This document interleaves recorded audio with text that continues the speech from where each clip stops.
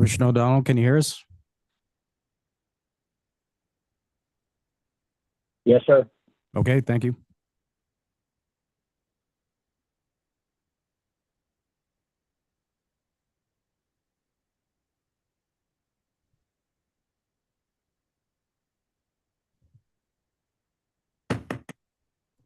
Morning.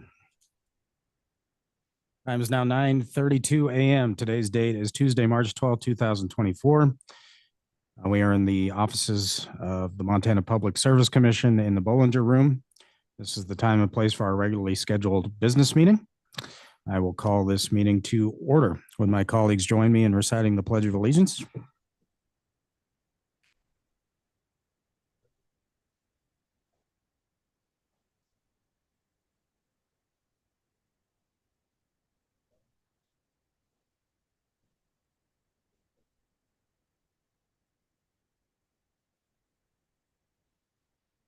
All right, thank you, colleagues.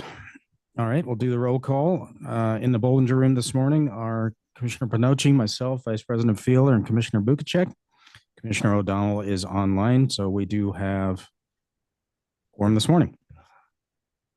All right, the Montana Public Service Commission welcomes public comment on any matter that is on today's agenda or on any matter that is within the jurisdiction of the Montana Public Service Commission. As we normally do, we will take public comment in the room. For those that want to make public comment, please step forward to the microphones here in the front row. Identify yourself, state and spell your name. All right, good morning. How are you, sir? Good. Good morning, commissioners. Good to be back. My name is Nick Fitzmaurice. That's Fitzmaurice. I'm the Energy Transition Engineer at the Montana Environmental Information Center. This morning, I was been watching for IRP stuff. Still gonna hold out on that for when that's on the agenda, but wanted to make some remarks about the presentation from last Wednesday. I believe I was watching that, but was not on the Zoom to be able to provide comment at that time. So I have some notes. I believe that was docket 2022-09087 on the Northwestern's resource adequacy or something to that effect during this cold spell. Number of points. I think one thing I wanted to push back on, there's a lot of sentiment that the media had mischaracterized how this cold snap was handled. And I felt that a lot of the points that the representatives here were pushing back on or making were kind of had been well kind of turned over by the media. And I think that there's a good to have that media coverage, and there's some things that I felt I wanted to clarify. The first point, the presenters had commented that $32 million could have been saved had Northwestern Energy had the acquisition at Colstrip online, as well as Yellowstone County Generating Station. I wanted to point out that, I guess specifically Yellowstone County Generating Station in itself, by Northwestern's most recent estimates, the final cost of that plant are going to be in the range of 310 to 320 million, which is 10 times that amount that they said would be saved. That's just for Yellowstone County Generating Station. The lifetime costs of that plant have been estimated in the range of $2 billion, give or take, for ratepayers. So that's a lot of money. Additionally, the Colstrip plant itself, that acquisition is going to have its own costs. It's going to have the maintenance costs. As we heard, the cold snap had this maintenance issue. The plant wasn't up and running until we were already into the event. There was the leaky tube that caused issues there. And with an old plant, there's going to be continued maintenance expenditures, as well as in the draft memo from your staff on the IRP. There is some some points about the costs, estimated costs of fuel at Colstrip, and that those have not been well estimated by Northwestern Energy. So additionally, those are costs that are going to be accrued, the increasing costs of fuel to run that plant.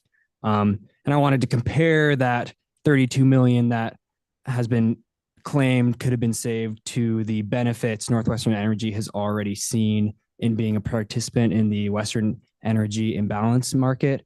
It's been estimated that since joining in June of 2021, Northwestern has realized approximately $74 million in benefits from that program. So when we're looking at the benefits of participating in markets versus having all that generation in our state, there are going to be, we have to net out what we're actually going to be gaining. And that is just a kind of this first step, the energy imbalance market that is in some regards rudimentary. It's real time, hour ahead trading. There's continues to be more opportunities to have more affordable energy market purchases through the day ahead markets. The energy day ahead market has been approved by FERC and will soon have the opportunity to have participants onboarded. And then in the future, a more advanced regional transmission organization, RTO, would be able to further tap into those benefits. And I would point out that in this cold weather event, there was a note that this was Northwest wide. So there's strain on resources across the Northwest. But what was not mentioned in this presentation is that what ended up supplying that power and keeping lights on was energy from the Southwest, largely solar energy that was available. And that continues to speak to the need and benefit of having this large reaching market, this access to power across the West, and not just in our specific region in the Northwest here. And I'm not going to get too far into the further need that having transmission build out, as well as grid enhancing technologies and reconductoring and all the other pieces that are going to be needed there. I also wanted to talk about, it was noted that over the course of the year, Northwestern Energy is a net resource, has net excess energy and exports that, and there's opportunities that weren't discussed of investing in storage in the state. So as we build out additional capacity, we can also store some of that energy and use it, continuing to use it in our state, because over the course of the year, we have more energy than we are actually using. And I believe, yeah, the last thing I wanted to point out was there is pushback to the characterization by the media of the issues of both the thermal generation on Northwestern's portfolio. However, there is pushback, and then the explanation would point differently, that was an issue because we had this maintenance at the Colstrip plant. It was known that there was leaky tubes for I believe weeks, if not a month or several months prior to this event. It was very warm in December. This was a known issue. It could have been addressed. It was not addressed. We then saw that one of the plants at Colstrip was not operational when this cold snap hit. We did not have that power available. Additionally, the gas, though the presenters claimed was operating at full capacity or at up to a high standard, they then went to explain that some of those plants had to be curtailed because the fuel was being used elsewhere, and they did not have full natural gas, methane gas fuel adequacy to be able to run those plants at full capacity. They, I believe, were in the range of 75% of what they could have been had there been more fuel. So a number of points there. I just was listening in and felt that the sentiment that the media coverage had been wrong was misplaced, because I think there was a lot of things that were exposed, such as specifically the fact that there were issues at the Colstrip plant and that we were able to glean that from more coverage and more people looking into it was an important insight that I don't think we otherwise would have had. So I wanted to set the record straight. Thank you for your time this morning. And I will look forward to seeing you next time. All right. Thank you, Mr. Fitzmaurice. Additional public commenters in the room?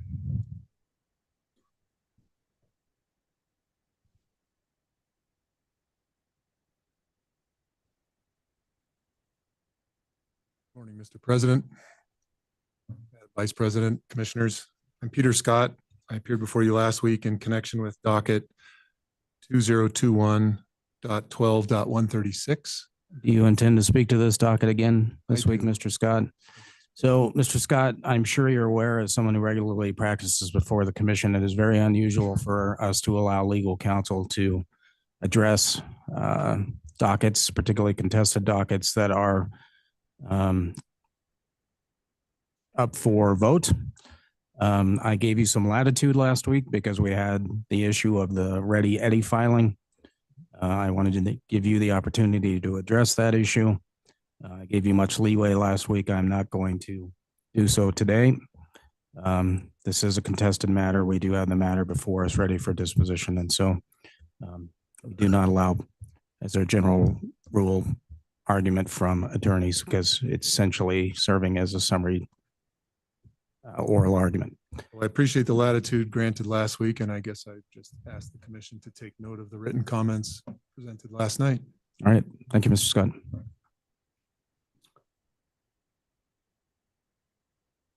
Additional public commenters in the room? Additional public commenters in the room? Seeing none, I believe we do have some online public comment this morning, so I'll call out your name in the order that you indicated you wanted to make public comment. So I'm not sure if it's Winona Rachel or Rachel Winona. Good morning, PSC commissioners and staff. My name is Winona Rachel. I live in Missoula, and I'm the field organizer for Families for Livable Climate. My comments this morning are pretty brief, but twofold. First, I urge you to accept the rulemaking petition that was filed by a diverse coalition of organizations across the state. Montana families need the PSC to do their job to protect both our wallets and our shared climate.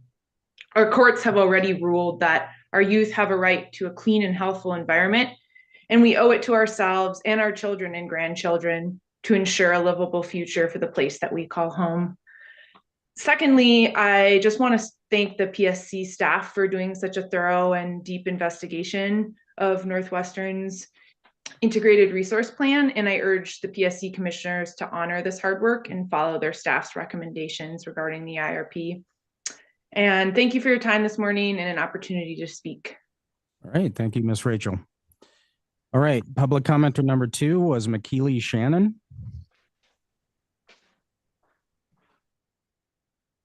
Hi, Public Service Commission members and commissioners. My name is McKeely and last name Shannon. That gets mixed up all the time. I'm a member of Gallatin Valley Sunrise and will be commenting on the rulemaking petition. Montana has been my home since I was 12. I grew up in Yak, Montana, hunting, fishing, skiing, and jumping off the bridge, the one bridge in Yak, Montana, into the Yak River. In 2015, I moved to Bozeman, kind of moving from being a rural girl to what I thought was being a big city girl. And when I moved to Bozeman during the 2020 COVID-19 pandemic, I was teaching civic education across the state to young Montanans. That summer of 2020, we saw the Bridger foothills burn across not only my future, but my students' futures and their parents' futures. And it was kind of unbelievable that during a global shutdown, me, my students, their parents, and our neighbors had to consider evacuating our homes. And some of my students and friends and neighbors did have to evacuate their homes. My students and their communities have since then shown me how to be together through the effects of fire, floods, droughts, and heat waves. And I know that communities come together because we're Montanans. Yeah, our Montana communities should get decisions about what happened in our lives, and not feel like decisions are happening to us. So now Bozeman is my home. This big city is my home, and I can't imagine leaving. Yet so many people have and will have to leave Bozeman and other Montana towns, whether that's due to extreme climate events, job opportunities, rent prices, and utility cost. But as the rulemaking petition states, the Held versus Montana decision is our constitutional right, and the PSC must abide by this. Watching some of my students actually become some of the plaintiffs in the Held versus Montana decision and listening throughout the Held versus Montana case, I felt strengthened that I was not the only one who worries about our future and also wasn't the only one willing to take action. Hearing the Held ruling not only made me proud of young Montanans and some of my own students, but made me feel hopeful that our government can take responsibility. You as the Public Service Commission and as our utility regulator have the largest impact on our state emissions and energy affordability. And I would be heartened for you to take the opportunity to regard our state constitutional right to a clean and healthful environment in all of your decisions.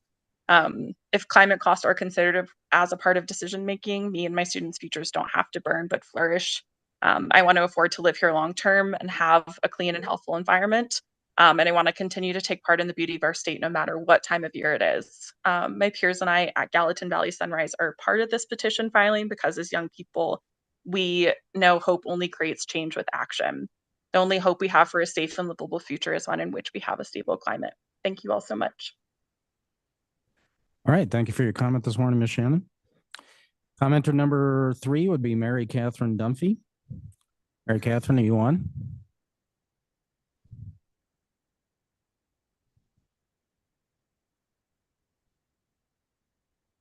Mary Catherine?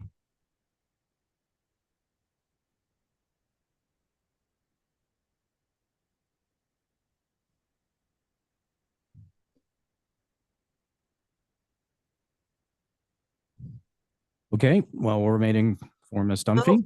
Can you hear me now? Yes, we can. Go ahead, please. I'm sorry. The Alt-A key wasn't working.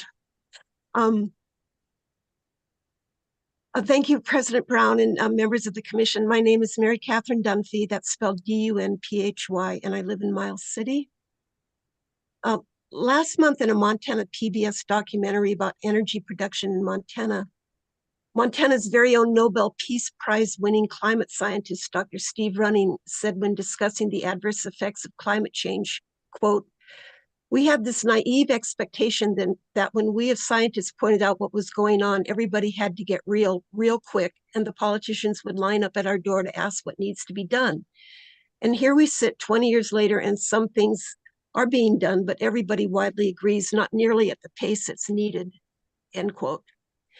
That same PBS program reported about Northwestern Energy, quote, "New technologies will displace carbon-intensive generation eventually, but Northwestern won't be ready to stop adding fossil fuel resources until 2035, and for what's left of emissions after 2050. Northwestern plans to buy carbon offsets." Northwestern CEO Brian Bird even had the audacity to say, quote, "Yeah, but the reason it's a bit of a wait and see, it's these dispatchable long duration resources that aren't yet developed. We're going to get there, but honestly, it's going to take time," end quote. Mr. Bird seems to be gravely misinformed about dispatchable long duration resources. For example, back in 2022, when Pacific Gas and Electric in California opened its Elkhorn battery storage facility, the chair of the California Energy Commission, David Hochschild, said, "Last year in California, we installed over 2 gigawatts of battery storage. That's equivalent basically to the size of Diablo Canyon, a nuclear power plant. We're going to add another 2 gigawatts and more this year." That was happening in 2021 and 2022 in California 3 years ago. But it's still not happening here in Montana in 2024, and it won't be happening as long as the Montana Public Service Commission allows Northwest Energy to continue to build expensive, polluting, climate-changing methane power plants like the Yellowstone Generating Facility currently under construction in Laurel. I respectfully urge the Public Service Commission to find out why Northwest Energy is not doing what many other utilities are doing around the country to mitigate climate change and keep their customers' energy bills low in the process. because renewable energy production with battery backup is the cheapest, cleanest, and most reliable way to produce electricity in 2024. In fact, according to the U.S. Energy Information Administration, almost all new U.S. grid capacity in 2024 will be carbon-free. But sadly, not here in Montana, unless we change the way we produce electricity. So I thank you for your consideration of this matter. Thank you. Thank you, Ms. Dunphy, for your time this morning. Commenter number 4, Chelsea Liddell. Liddell. Can you hear me? Yes, we can. Please state and spell your Great. name for the record. Thank you for the opportunity to speak. My name is Chelsea Liddell, Liddell, and I live in Missoula. First, I wanted to thank the PSC staff for listening to all the public comment on the Northwestern IRP. We really appreciate that. I hope that the commissioners will adopt that staff memo and require Northwestern to do better, because we've seen that our IRP was insufficient in planning. And second, I wanted to express support for the rulemaking petition that we've been talking about, which asks for the PSC to consider climate impacts from carbon from utility activities in our state. I just want to reiterate that the science showing that carbon emissions are affecting our environment is extremely well established. In 1856, which is before the Civil War, experiments showed that in a glass container with more carbon dioxide in the air, there was more heat retained than without. So we've seen that, we know that our activities are emitting carbon in the air, and we know that it is causing our climate to heat up. And in Montana, maybe more than other places, our environment is super key, right? We are farmers and ranchers and recreationists, and then we are others that support those activities. And so the Public Service Commission's responsibility is to protect the public interest, right? And the climate is extremely key to that. And to do that, you need to regulate public utilities with carbon emissions in mind. And so that involves, consideration of other possible ways to solve our resource adequacy dilemmas that are not just coal and gas. And that involves energy efficiency. It involves demand management. It involves storage, as the last commenter said. And we have seen in other states around our country that these activities are possible in order to serve our resource adequacy needs. And there are other ways to do this. We don't have to stay stuck in a fossil fuel world. And I think that's all I have for my comment today. Again, thank you so much. All right. Thank you for taking the time to provide public comment this morning. Are there any other public commenters online? Seeing none, last chance for those in the room wanting to provide public comment. Seeing none. All right. Thank you to everybody who took time to provide public comment this morning. We'll move forward with our agenda. We do not have any changes to our agenda this morning. So we'll move into our action items. Action item number 1 is approval of the commission minutes for the week of March 4th, 2024. Vice President Fielder. Mr. President, I move adoption of the commission minutes for the week of March 4th, 2024. Is there a second? A second. Commissioner Bukacek, a second. We have motion and second. Discussion. Revisions to the minutes. Edits. Seeing none, all those in favor of Vice President Fielder's motion to approve the commission minutes for the week of March 4th, 2024 signify by saying aye. Aye. Aye. All those opposed signify by saying no. Seeing no opposition, minutes are adopted. All right, thank you. Let's move to work session item number 1.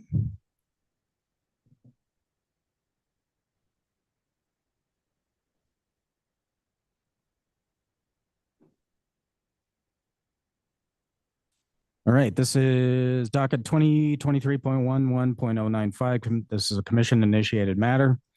This is to consider a cease and desist letter to Flathead father and son and to consider issuing an order to show cause to that entity. Mr. Poco? President Brown, Commissioners, before you today is a draft order to show cause and notice of public hearing in docket 2023.11.095 concerning Flathead Father and Son. We'll start with a brief background in this matter. The Commission sent a cease and desist letter to Father and Son requiring that the company cease all garbage hauling operations and cease advertisement of garbage hauling services. Specifically, Flathead Father and Son was advertising garbage hauling services on its website. In response to that cease and desist letter, Flathead Father and Son represented that it ceased all garbage hauling operations and ceased advertisement of garbage hauling services. Flathead Father and Son's website confirmed that the company's representations. Since then, Flathead Father and Son renewed its advertisement of garbage hauling services on its website. Specifically, the company advertises it provides pickup services. Pertinent portions are highlighted in Exhibit A, which is attached to the draft order. Under Montana law, any person or corporation advertising the transportation of garbage for compensation is considered a Class D motor carrier, subject to the Commission's jurisdiction.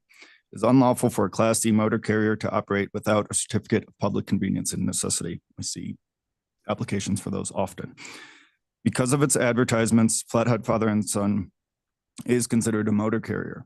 Commission record indicates that Flathead Father and Son does not have a certificate of public convenience and necessity. Therefore, Flathead Father and Son is unlawfully operating as a motor carrier. The draft order contemplates setting a hearing to provide Flathead Father and Son an opportunity to show cause why the Commission should not pursue penalties. Staff recommends that the Commission approve the draft order as the Commission's order to show cause and notice of public hearing, and allow for staff to make non-substantive edits required for clarity, as well as set a hearing date in this matter. I'm available for any questions. Thank you.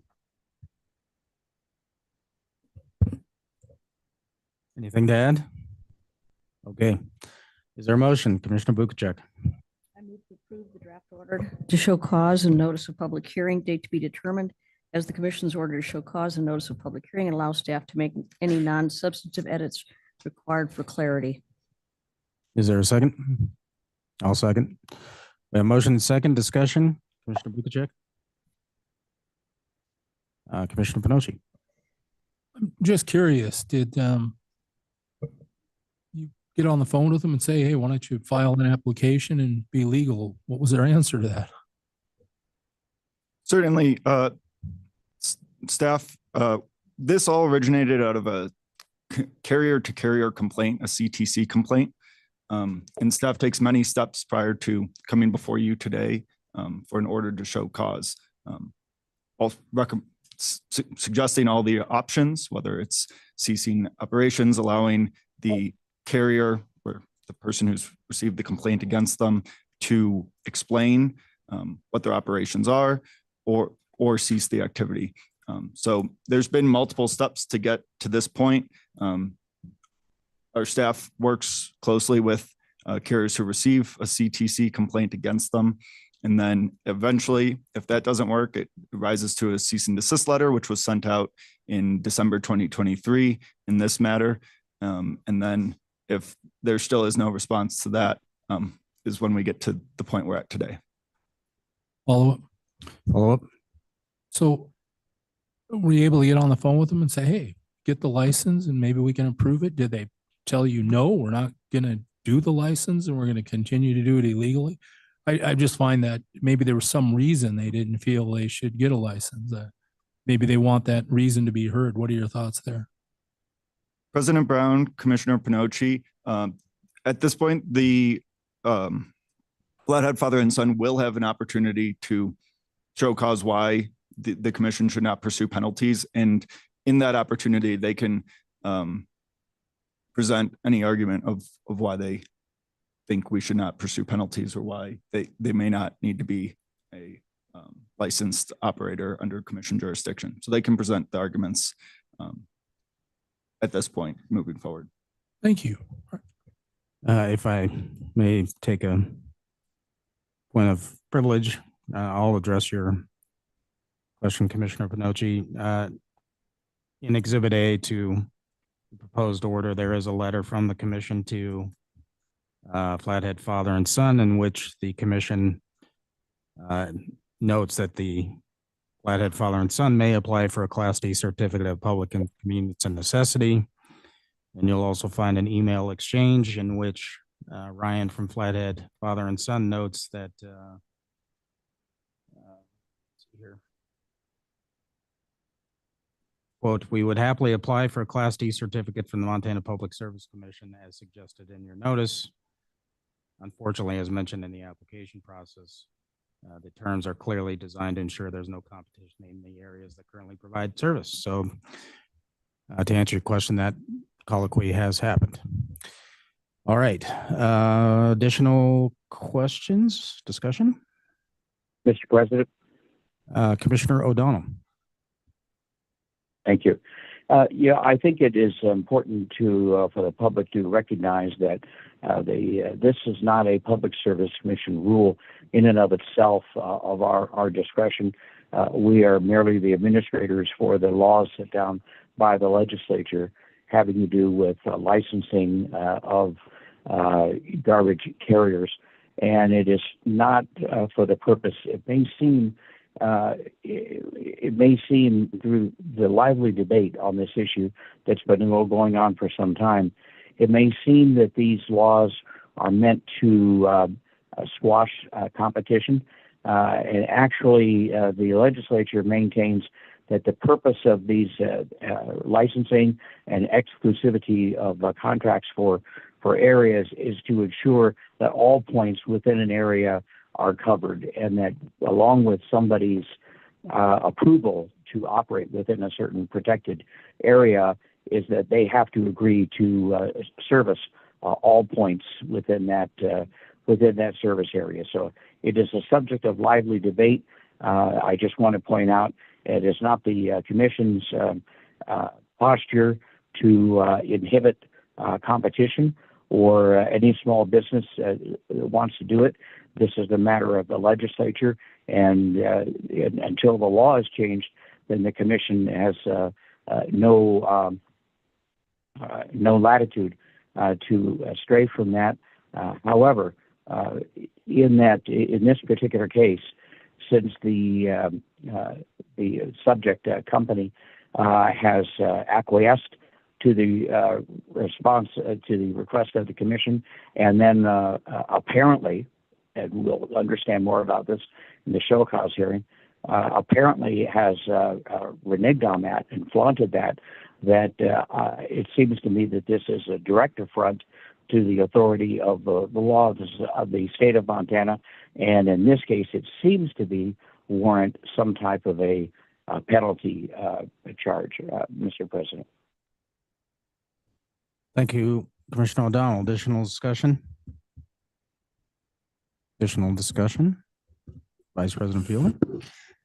Thank you, Mr. President. I echo Commissioner O'Donnell's well-stated sentiments there. It's this administration of this particular process for public convenience and necessity certificates is a requirement that the legislature has placed on this agency. I don't know that it's one that I'm happy about, but it is the law, and we are charged with making sure that it's enforced. And I would note that the commission didn't go out looking for this violator. It was another carrier that submitted a complaint, and under the law, we're required to look into it and act on that. And I appreciate staff attempting to work with the party to help bring this along so they understand the process and can get their license. And I hope that they will attempt to do that.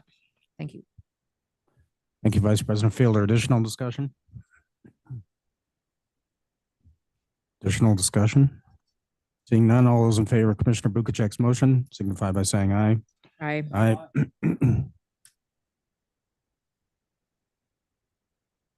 All those opposed signify by saying no. Any commissioner? Mr. President, the record acknowledged that I voted aye, but my finger didn't reach the mute button, unmute button quickly enough. Thank you. All right. Thank you for that, Commissioner O'Donnell. I was Waiting to see if you are going to abstain. So motion passes 5-0. All right. Let's move to work session item number 2. This is docket 2023.10.090, Montana Dakota Utilities. We're here to act on Montana Dakota Utilities request for approval to update power purchase time differentiated rate 93 tariff. In other words, we're here to consider the updates provided by MDU on its 93 tariff. Let's go. Good morning, President Brown, Commissioners. Before you is a proposed final order for docket 2023.10.090. This docket pertains to Montana Dakota Utilities Rate 93 tariff, which is a proposed standard rate tariff for purchases of energy and capacity from small qualifying facilities under PURPA. Currently, MDU has no contracts with QFs that would be affected by this tariff. The standards set forth in Montana Administrative Rule 38.5.1905 require, among other things, that purchases made to QFs shall not exceed the utility's avoided costs, and furthermore, that for purchases subject to an established legally enforceable obligation, the avoided cost of capacity will be calculated at the time the legally enforceable obligation was formed, and the avoided cost of energy will be calculated at the time of delivery of the facility's energy. As we discussed at the January 9th, 2024 business meeting, staff identified potential issues with MDU's proposed rates. And based on the administrative record at that time, it appeared that MDU's proposed rates would not be calculated at the time of delivery. At that meeting, the commission voted to approve a notice of additional issues to identify precisely this possible compliance issue. Since then, staff has received a response from MDU proposing to amend its original application. In its original application, MDU provided 2 options for a QF to choose for avoided energy rates. The first option was time differentiated energy purchase rates, which are fixed energy rates. The second option MDU proposed was actual time differentiated system lambda determined for the month prior to the month in which energy is delivered by a QF. System lambda and marginal cost are interchangeable terms. MDU proposed amending the application to remove option 1 and instead use only option 2 to set rates for this year. The staff finds that option 2 reasonably reflects MDU's avoided costs and that it approximates the avoided cost of energy at the time of delivery of the qualifying facility's energy. Staff recommends that the commission adopt the proposed final order as written, using only option 2 to set rates, with the permission for staff to include any non-substantive changes that are deemed necessary. Thank you.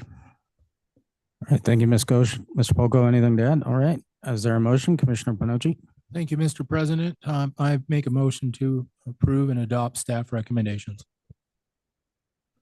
Is there a second? A second. Commissioner Bukacek has seconded. We have motion and second. Discussion? Discussion? I would just make a note that as Ms.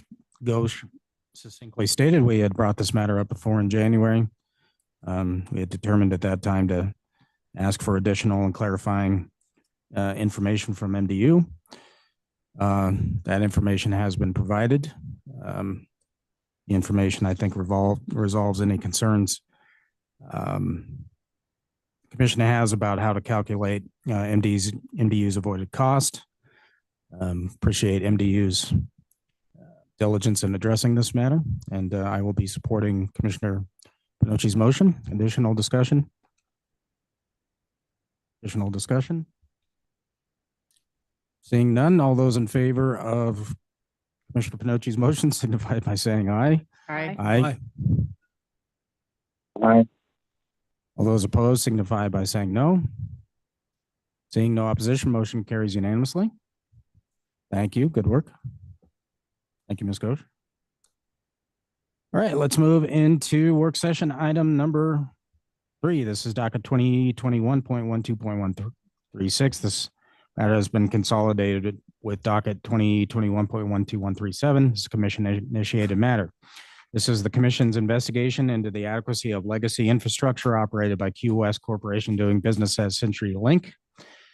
We're here to consider CenturyLink's petition for waiver of Montana Administrative Rule 38.5.3371, subparagraph 7, little b, and to consider CenturyLink's and MCC's proposal to resolve the docket. Mr. Poco. President Brown and Commissioners, the draft final order before you today concerns the Consolidated Commission dockets numbered 2021.12.136 and 2021.12.137. I wanted to first address that you have an amended draft final order before you. A draft final order was published on March 1st, 2024. However, since that time, the commission received 2 filings by CenturyLink. Those filings necessitated edits to the draft final order.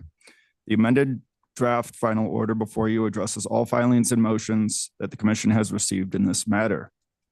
The additions are demarcated by red lines in the draft final order as amended, and they discuss additions to the procedural history, a discussion about rulemaking, and it addresses CenturyLink's 2 motions. Turning to the substance, docket 2021.12.136 is the commission's investigation into the adequacy of CenturyLink's legacy infrastructure. Docket 2021.12.137 is CenturyLink's petition for a waiver of Montana Administrative Rule 38.3.3371 sub 7 sub B, otherwise known as the out of service rule. The final order resolves both of these dockets. As a reminder, the commission ordered CenturyLink to submit a proposal to resolve docket 2021.12.136, or the consolidated docket, on November 3rd, 2022. In that notice of commission action, the commission required any proposal to ensure that CenturyLink customers receive reasonably adequate telephone services at just and reasonable rates. First, the final order as amended addresses CenturyLink's arguments about rulemaking. CenturyLink argued that the out-of-service rule is no longer necessary, and the commission has not initiated rulemaking to amend or repeal the out-of-service rule. Looking back at the history, the commission in final order 7388J, which was in docket D 2014.11.91, the commission stated its intention to initiate rulemaking to amend or repeal the out-of-service rule. Since then, the commission twice considered amendment or repeal of the out-of-service rule. The first time was in docket 2019.10.079. The commission concluded that docket by denying CenturyLink's petition for rulemaking in writing. In final order 7709A, the commission provided many reasons why amending the out-of-service rule was not in the public interest, and those are clearly stated in the draft final order as amended before you. The commission also revisited telecommunication rules in 2021 in docket 2021.10.125, but did not proceed to formal rulemaking. The draft final order as amended also suggests that the commission has no obligation to actually proceed to formal rulemaking. Ultimately, the section in your draft final order, under that subheading Roman numeral 2, concludes by finding CenturyLink's arguments about commission rulemaking surrounding the out-of-service rule unpersuasive, and that these arguments do not have a bearing on this docket, which concerns CenturyLink's request for a waiver and proposals to resolve the commission's investigatory docket. Next, the final order discusses the adequacy of CenturyLink service.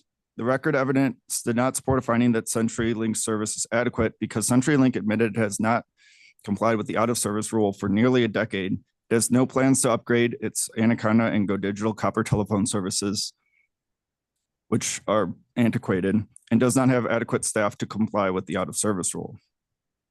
Next, the final order discusses the proposal that CenturyLink made to resolve the commission's investigation. Largely, CenturyLink's proposal consisted of the company offering $1,500 to any customer who are served by Anaconda or Go Digital services. There are approximately 500 of those customers, and the $1,500 was expected to cover 1 year of alternative service. In exchange for the $1,500, CenturyLink requested a waiver of the out-of-service rule for 6 years. Throughout the contested case proceeding, the MCC also submitted an alternative proposal to resolve the commission's investigation. In summary, MCC's proposal was to require CenturyLink to apply for a broadband equity access and deployment program, referred to as BEAD funding, in order for CenturyLink to update its antiquated systems. The BEAD funding is a federal program. The draft final order discusses both proposals. First, the draft final order finds that CenturyLink's proposal does not comply with the requirements set forth in the Commission's November 3rd, 2022 Notice of Commission Action.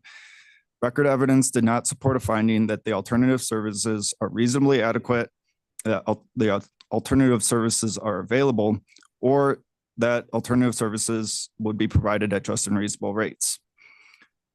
As stated in the draft final order, Commission staff recommends rejecting CenturyLink's proposal. Turning to MCC's proposal, the Commission evaluated the proposal using the same standards that it required for CenturyLink's proposal, namely that the proposal must ensure that customers receive reasonably adequate services at just and reasonable rates. Primarily, the draft order discusses the record evidence did not support a finding that requiring CenturyLink to apply for BEAD funding would ensure customers receive adequate services. There are three main findings that are important. First, BEAD funding is not assured. The estimates for the amount of funding required to upgrade all unserved areas of Montana exceed the amount of funds available through the BEAD program. Second, the program typically requires that the telecom company provider pays for 25% of the upgrades in order to receive the other 75% in funding through the BEAD program. This is known as the 75-25 match rule. While CenturyLink can receive a waiver of the 75-25 match rule, a waiver is far from guaranteed. Also, the record shows that federal funding has not provided enough funding to guarantee that improvements will be made in all wire centers historically. Together, the questions about the BEAD program and CenturyLink's history of receiving federal funding that didn't upgrade all unserved areas leaves the staff recommending to reject MCC's alternative proposal. So in sum, staff recommends that the Commission reject both proposals. Next, the Commission must also address CenturyLink's waiver request. The Commission may waive any rule as good cause appears. Good cause for a waiver of the Commission's telecommunication service standards exists if there's an unreasonable hardship for a regulated telecom provider to comply with the rule. Reasonable or unreasonable is a question of fact and depends on the facts and circumstances of the case. Based on the facts here, the Commission cannot find that CenturyLink faces an unreasonable hardship. The record evidence does show that CenturyLink does face some financial hardship. However, CenturyLink's lack of investment in replacing its legacy systems for over 40 years has been a factor in CenturyLink's inability to retain customers. Also, other factors weigh against CenturyLink's waiver request, which include the incongruency of the waiver period and the financial offer in CenturyLink's proposal, and the fact that a waiver of the out-of-service rule would apply to more customers than those eligible for the CenturyLink proposal. Ultimately, staff recommends denying CenturyLink's waiver request. Finally, as I mentioned at the beginning, there are two unaddressed motions which are discussed starting on page 17 of the draft final order as amended before you. In its response brief and motion, CenturyLink requested 30 days to respond to MCC's legal argument if the Commission considers MCC's legal arguments. The Commission staff ultimately did not find any of MCC's legal arguments persuasive, and because staff did not find any of the MCC's legal arguments persuasive, the Commission staff recommends that no further legal briefing is necessary to address those MCC's arguments. So staff recommends denying CenturyLink's motion, which was included in its response brief and motion. Second is last week on Thursday, the Commission received an unopposed motion from CenturyLink. In that unopposed motion, CenturyLink requested that the Commission schedule a reasonable comment period for parties to respond to the draft order, and also requested that the Commission require the parties and Commission staff to schedule and conduct mediation. First, concerning the comment period, Both parties have the ability to move for reconsideration. Also, the parties did agree to a briefing schedule at the close of evidentiary, at the close of the evidentiary hearing to provide arguments in support of the positions. Staff recommends that to deny this motion because, or this portion of the motion, because the parties have already presented their arguments and can move for reconsideration if they would like. Turning to the request for mediation, which the discussion in the draft final order as amended appears starting on page or paragraph 63. Commission staff finds the request for mediation unnecessary. Throughout the proceeding, staff has been acting in an advisory role, and commission staff are not a party to the proceeding. So therefore, having any mediation, which includes staff, is unnecessary, and the draft final order contemplates denying that request. Turning to the parties in this proceeding, as discussed in paragraph 64 and 65, just 64. Discussed in paragraph 64, both parties have the ability to enter into voluntary settlement. This docket has been open for over 2 years, and the commission has not received any voluntary settlement. But there's discussion that they still can file a voluntary settlement, and the commission will consider that. Ultimately, the order portion requires CenturyLink to file monthly reports of its compliance with the out of service rule. And it denies both of CenturyLink's motion. It denies the waiver request by CenturyLink, and it declines to adopt CenturyLink's proposal and MCC's alternative proposal. Staff recommends that the commission approve the draft order as amended as the final order of the commission and allow staff to make non-substantive edits required for clarity. Thank you, and I'm available for questions. Mr. Dalton, anything to add?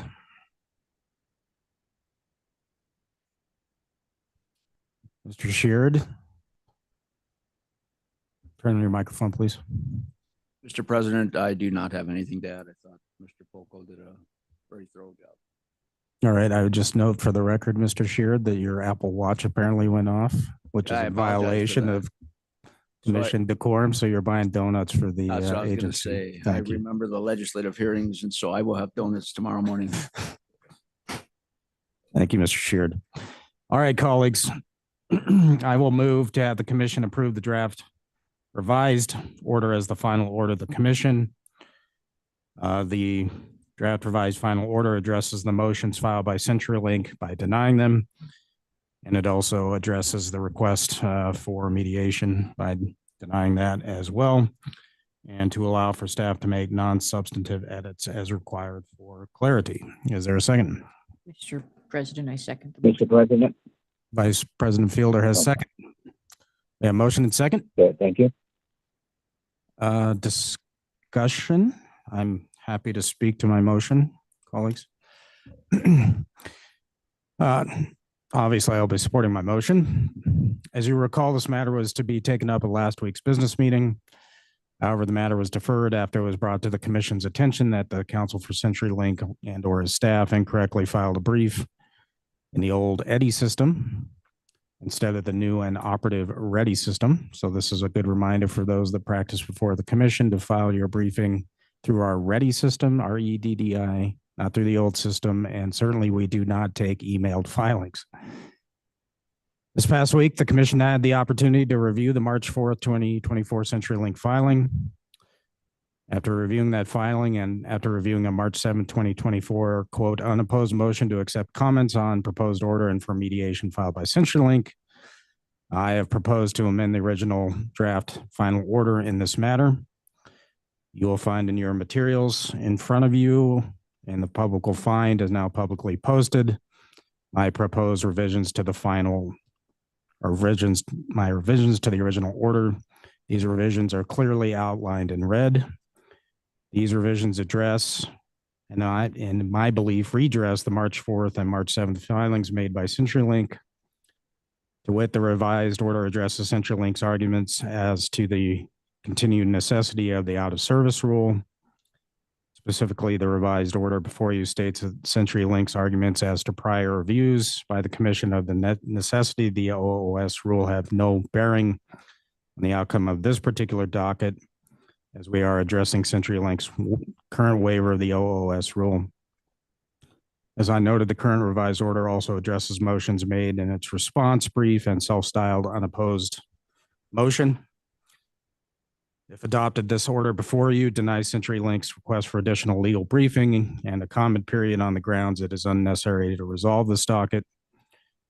To this end, as Mr. Poco mentioned, CenturyLink certainly can still avail itself of the reconsideration process accorded to parties in commission proceedings such as this. Additionally, this order, if adopted, rejects CenturyLink's request for mediation, and as noted, it also rejects MCC's proposals. The parties to this proceeding can, at any point, negotiate among themselves to perhaps reach a voluntary settlement and submit that settlement for commission review. That is the procedural portion of that. I will speak, I think, to the proposal.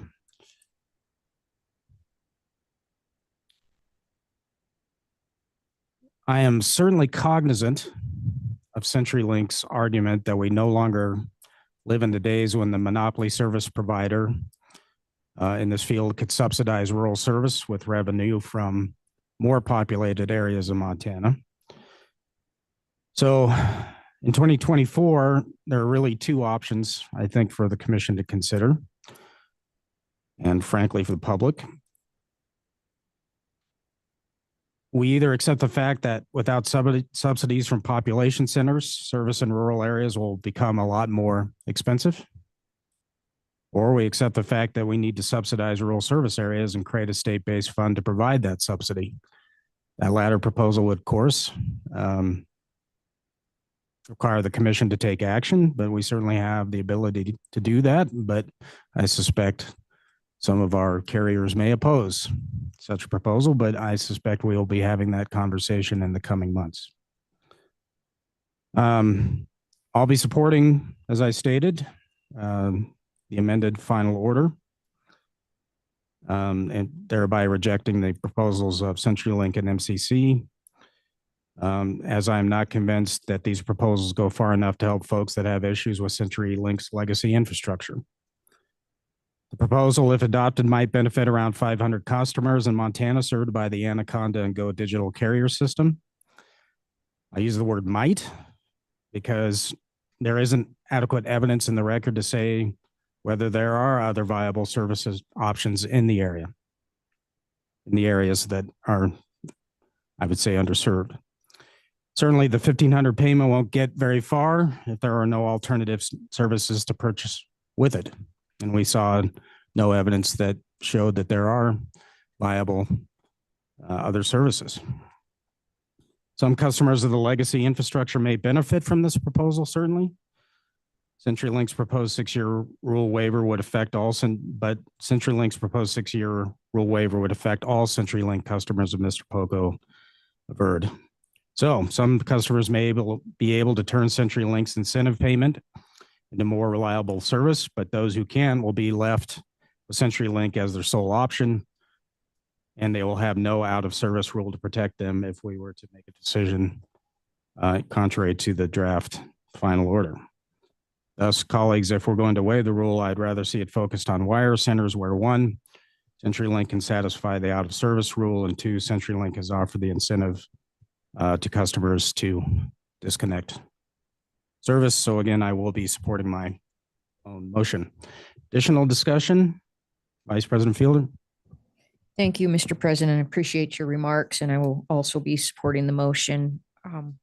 I do appreciate CenturyLink coming forward with a proposal to attempt to rectify the problem. I really do appreciate that.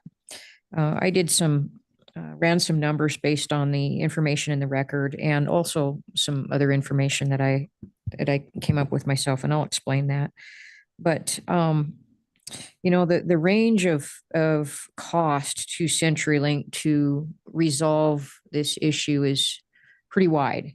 The proposal that they put forward of $1,500 per customer, and I used 500 customers just to round up, so we're not dealing with minutia, but 1,500 times 500 customers would be $750,000. So that's the extent of what this proposal that CenturyLink had put forward may have cost. I'm sure they have some internal administrative costs as well, but nonetheless, I agree, Mr. President, that proposal, there's just, I don't see the diligence that was necessary to persuade the commission that this would actually resolve the issue for all of those customers.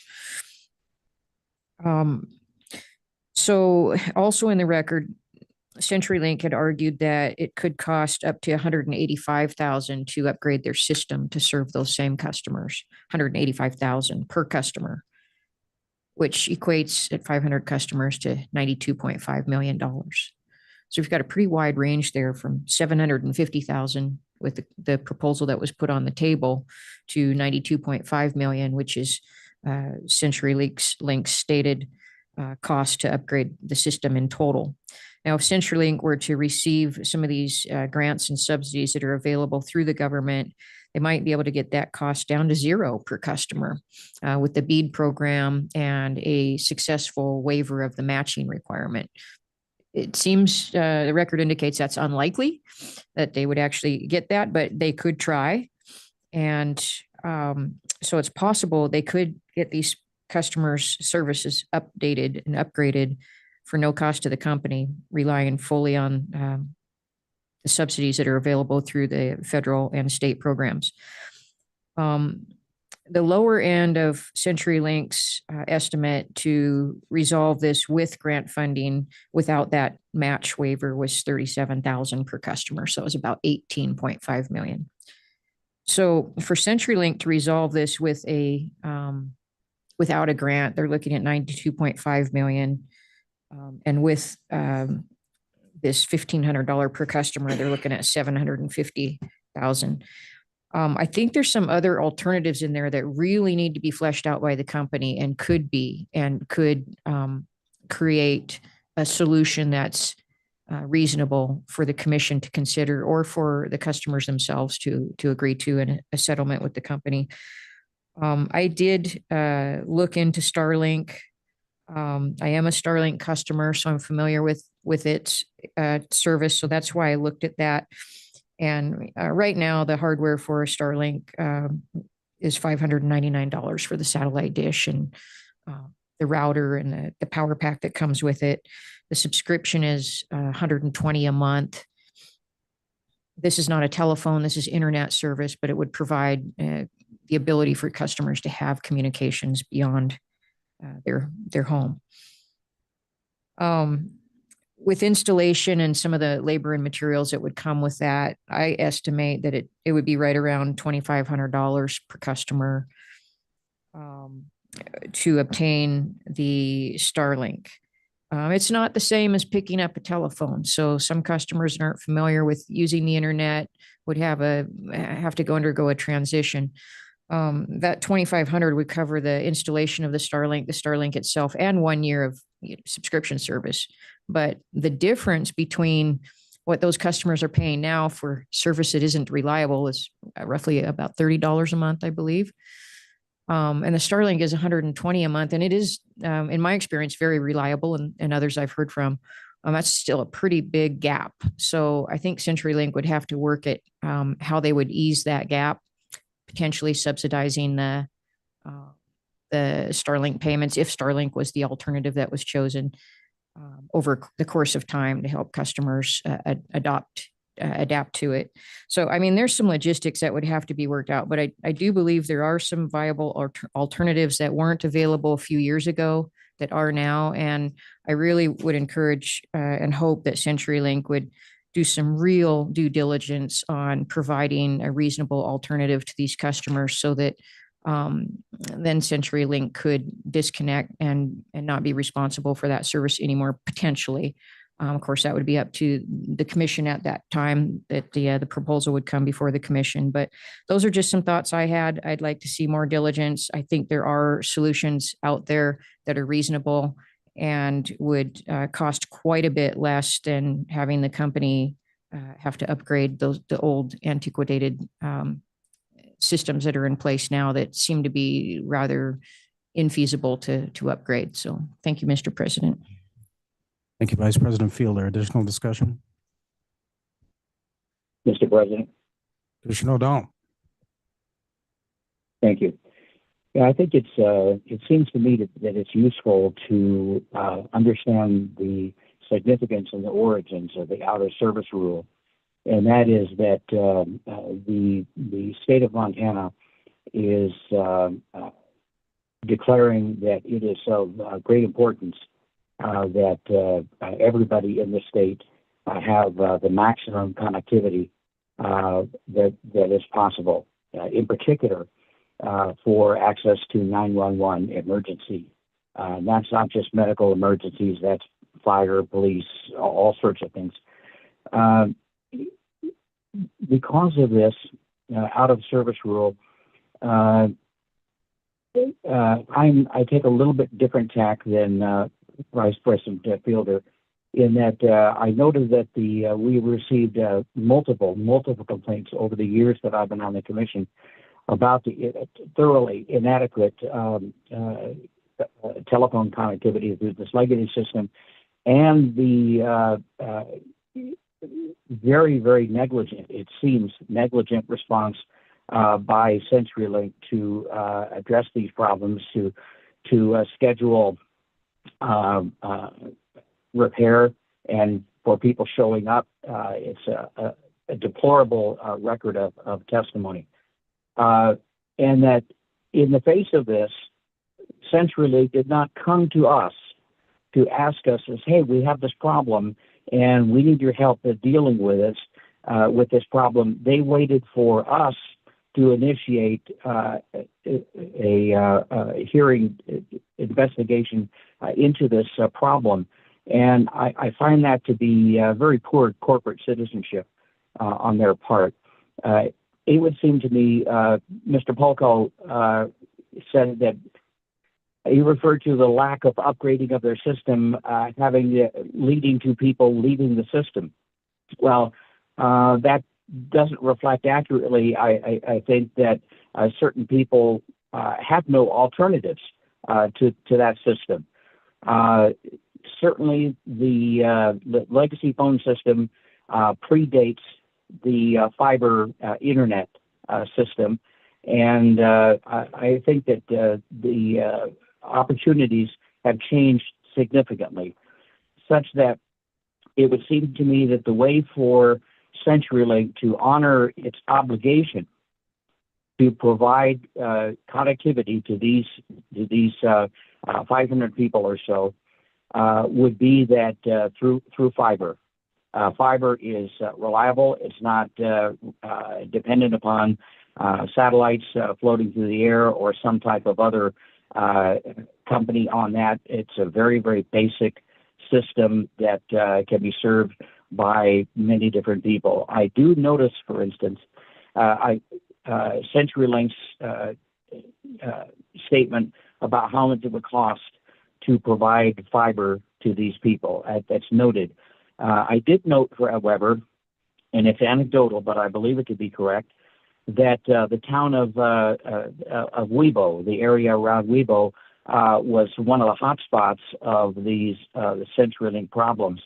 And yet somebody, I believe it's a legislator, a Montana legislator, has a relative who has a ranch right outside of Webo and was connected to fiber from a North Dakota electric cooperative. So it would seem to me that CenturyLink, not being a small company, very tenuously holding on to the market, they're a very, very, very large, profitable company, that they would be able to work out some agreements. Oh, also, because CenturyLink is a recipient of a winner of auctions for the FCC's, I believe, the CAP auction, if my understanding is correctly, for the laying of fiber in many parts of the state, and other rural telephone companies are also very actively engaged in laying this fiber, that it would seem to me that the burden should be on CenturyLink to provide for cable, internet cable, to all of these people before they're let away from their obligation. They don't have to do it themselves. They can have somebody else do it. But until such time as these customers, the most vulnerable that we have in the rural areas right there, most vulnerable because they oftentimes for weeks at a time, they have no 911 connectivity, that minimum level be restored. And the only way that I can see to be assured of that is through fiber, and that they need to provide that, or as you said, a voluntary agreement with other people who are involved in fiber. And certainly, not only is the BEAD program available, but it is a major national incentive directive to connect all points. This is not just some a possible program. There are major players pushing this to happen. And I'm sure that there are resources in the state and in the nation that will assist CenturyLink in doing this. But the problem must be solved, and it must be solved competently. I appreciate staff pointing out the inadequacies of the two motions, and I support this motion entirely, Mr. President. Thank you, Commissioner O'Donnell. Additional discussion? Additional discussion? All right, before we go to a vote on this, I would just remind my colleagues that we do speak through our orders. You do have the draft revised order as the final order of the commission, which is the motion before us to adopt that. All those in favor of my motion signify by saying aye. Aye. Aye. Aye. All those opposed signify by saying no. Being no opposition, motion carries unanimously. Thank you, gents. Good work. All right. Few housekeeping matters. For public's consumption tomorrow, Wednesday, the 13th at 4:15 p.m. Interim Budget Subcommittee D, which is our Appropriations Oversight Committee, will be meeting to consider the PSC budget. That'll be in the State Capitol building. And then on Friday, our Policy Oversight Committee, the Energy and Telecommunications Interim Committee, will be meeting at the State Capitol to do a PSC overview and to discuss a possible railway inspection bill for the 2025 session. The public is always welcome to tune into those to follow legislative oversight of the agency. Our next commission business meeting will be at the usual time next Tuesday, March 19th, 2024 at 9:30 a.m. Seeing no further business to come before the commission, the time is now 10:44 a.m. I will adjourn today's meeting.